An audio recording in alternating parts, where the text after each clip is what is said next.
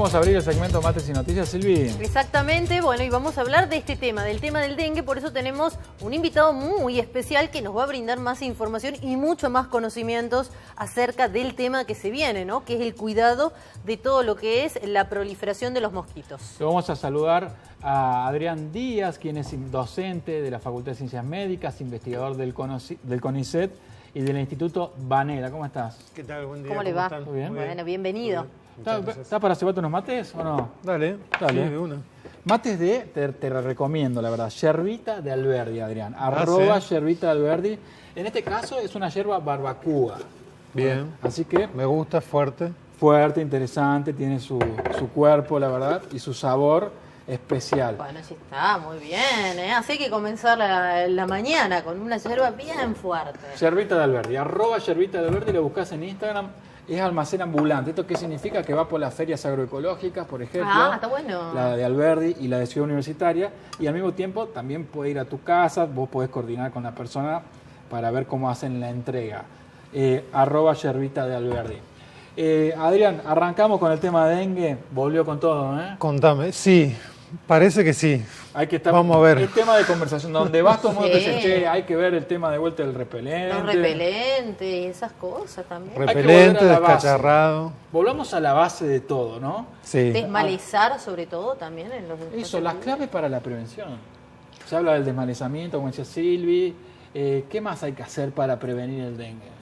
Bueno, lo que venimos diciendo siempre, ya sabemos bien dónde es que cría el mosquito, ¿sí?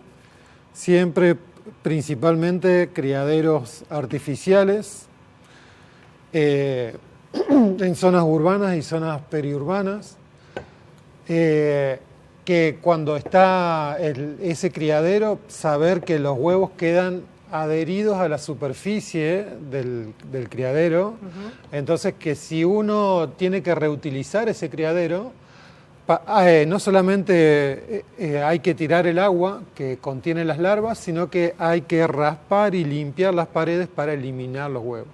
Ese no es un detalle menor el que vos Ese no es hablas. un detalle. Porque en general nosotros descacharrar es dar vuelta a lo que vos decís, los recipientes con agua, pero ahora que estamos en días de lluvia, la semana pasada, la anterior y ahora los días que vienen, quedan muchos recipientes en los patios, en los techos de las casas. Hay que revisar el techo también, ¿no? Sí, el techo, todos lados hay que revisar de que no haya ningún criadero, ningún objeto que acumule agua.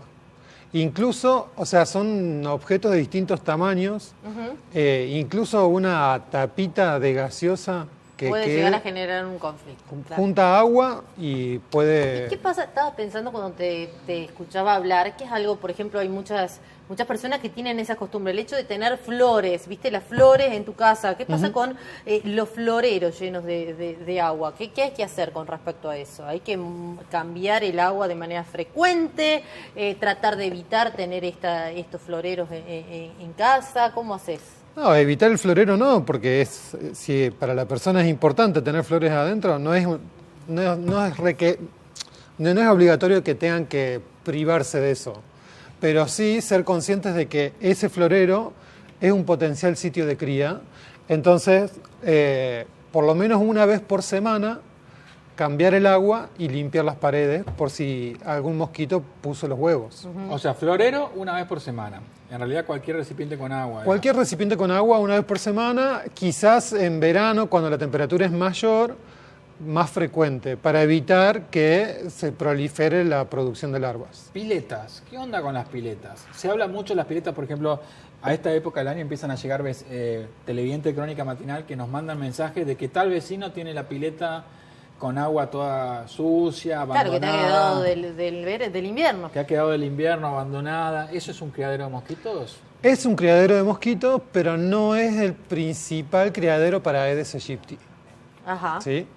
A Aedes aegypti le gustan los lugares con sombra, húmedos y relativamente templados.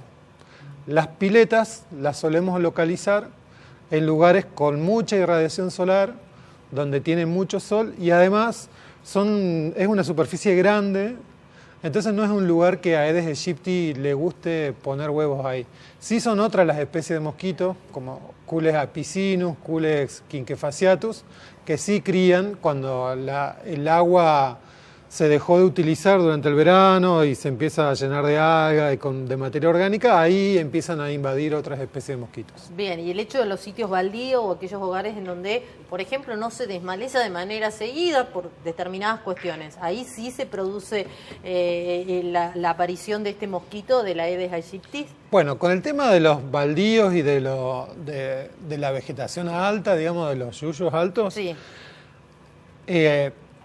Pueden funcionar como un sitio de cría de Aedes aegypti, Ajá. ¿sí? Siempre y cuando en ese predio haya algún criadero, es decir, algún objeto que acumuló agua. Claro. ¿Sí? El tema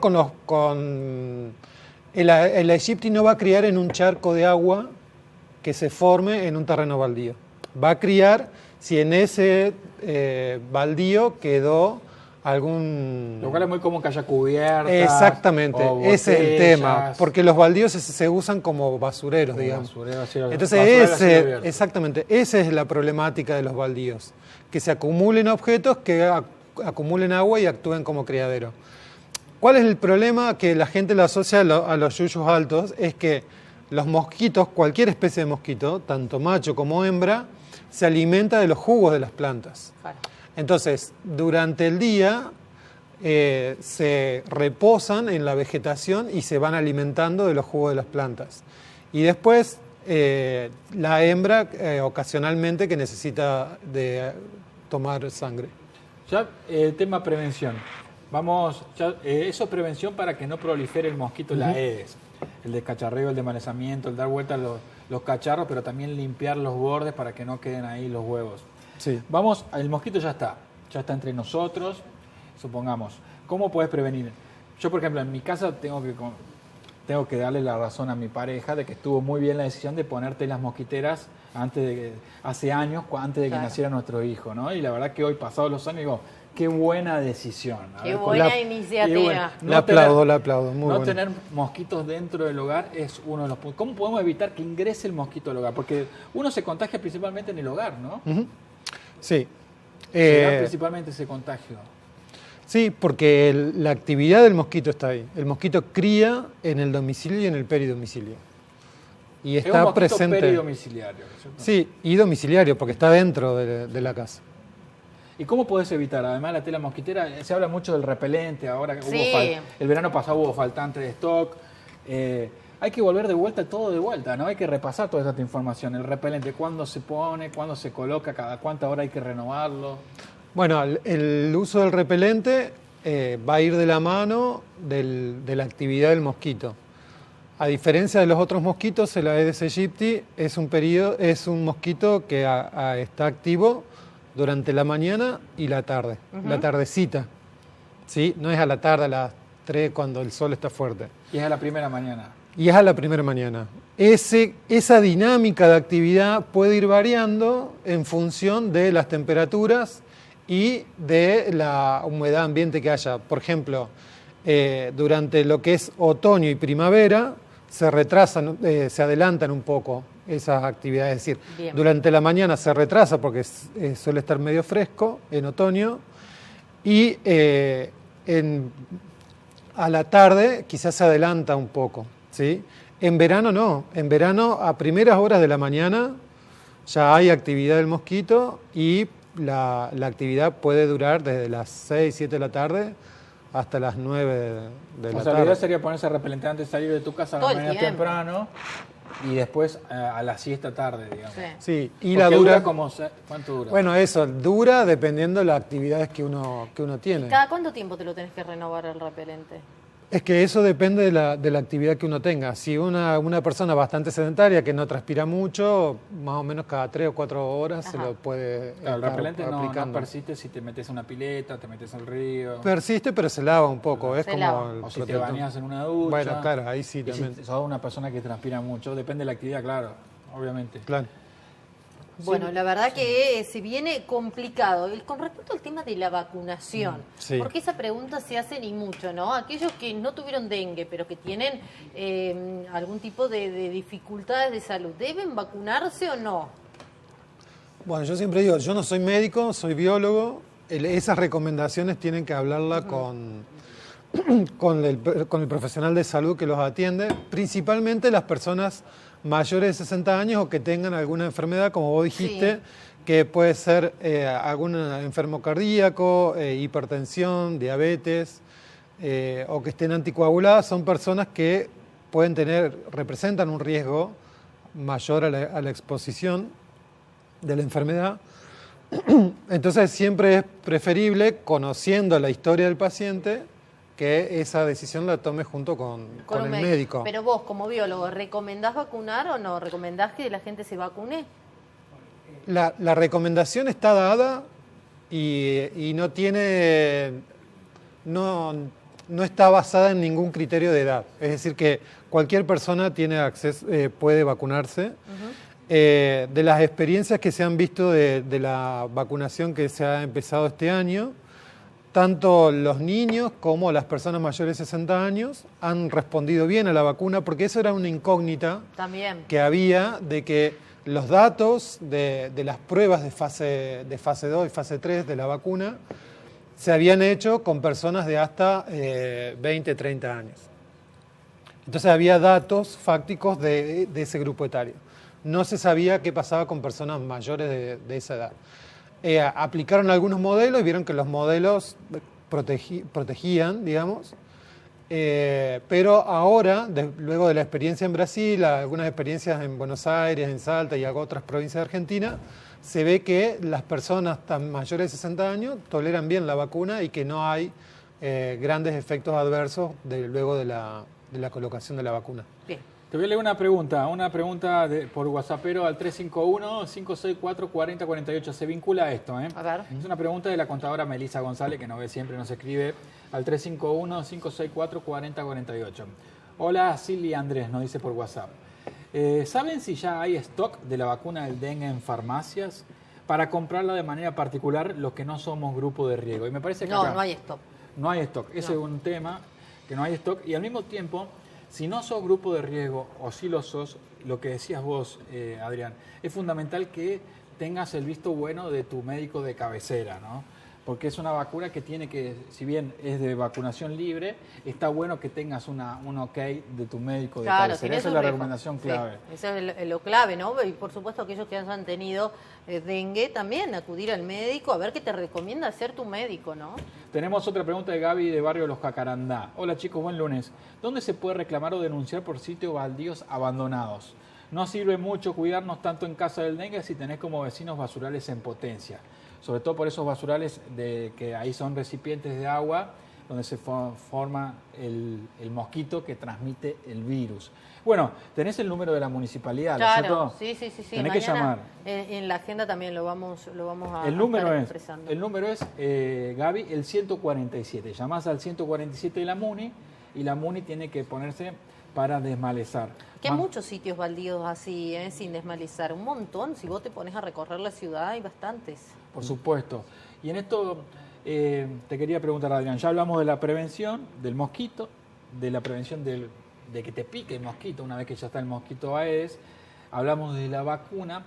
El tema es a los grupos de las complicaciones, ¿no? Te quería preguntar, porque siempre se dice, hay como un sentido común, hay como un conocimiento popular de que aquella persona que tuvo dengue se tiene que cuidar mucho más porque si se contagia de vuelta de dengue puede tener dengue hemorrágico.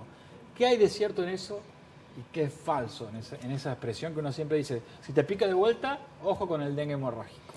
Bueno, eso no es siempre se lo planteó como una hipótesis porque no es algo que esté confirmado, no es una ley. Siempre lo planteamos como una posibilidad porque en algunas situaciones se ha visto que hay como un aumento que la persona desarrolle dengue hemorrágico o dengue grave si ya tuvo una infección previa con otro serotipo que lo está infectando en la actualidad. Eso no significa que la primera vez que me infecte el virus me genere dengue grave, porque eso también ocurre y ha habido muchos casos durante la temporada pasada. Y esto se debe a que hay factores también del hospedador que pueden favorecer el desarrollo del dengue grave, ¿sí? Es decir que entonces que hay que cuidarse, me haya infectado o no me haya infectado, porque ya sea primo infección o una infección secundaria, también puedo desencadenar un dengue grave. Claro. O sea, el dengue grave lo puede tener aunque sea la primera vez Claro. que tenga dengue. Exactamente. Se lo tenés que cuidar igual. Te tenés que cuidar, tenés que tratar de evitar la proliferación de mosquitos y todo el tiempo repelente.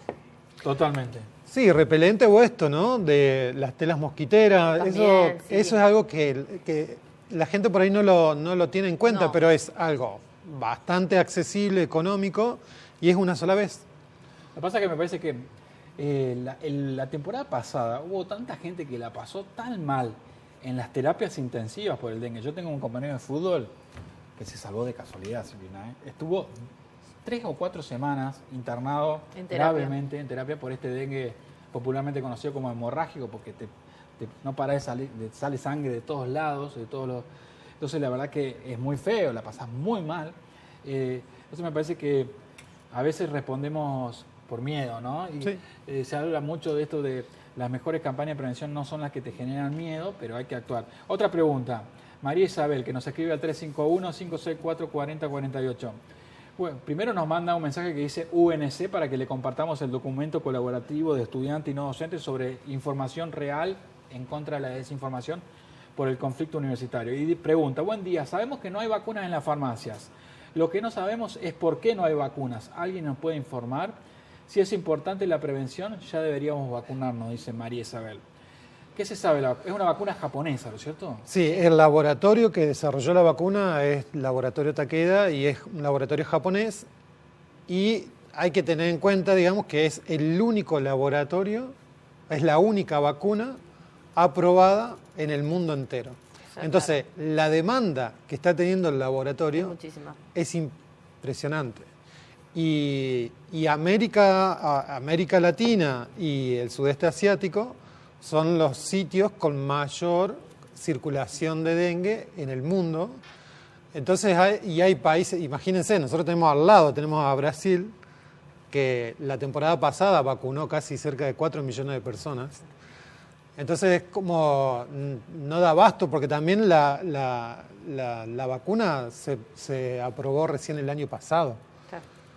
Entonces, Muy eso hay recién. que tener como un poco de paciencia también, porque bueno, Argentina no tiene ninguna exclusividad para conseguir las Bueno, las por eso dosis. cuando se habla de políticas sanitarias que debería tener el gobierno nacional y que no tienen, y que el gobierno provincial y municipal de Córdoba han comprado vacunas, pero que el foco de la política sanitaria no puede estar puesto principalmente en la vacuna, sino en la Exactamente. medida preventiva, ¿no? Exactamente. Porque si te confías en la vacuna, estás en un problema. No, Es que la vacuna este año no creo que sea pueda ser una opción vale. Aparte masiva. es costosísima, es muy costosa también. Chicos, es costosa. Sí. ¿Cómo haces para financiarla? Adrián, Son 2 un lujo tomas. como siempre, muy claro. No, por favor. Muchas Muchas gracias, gracias a muchas ustedes gracias. por la invitación. Nosotros vamos a la pausa, A brochero. la pausa.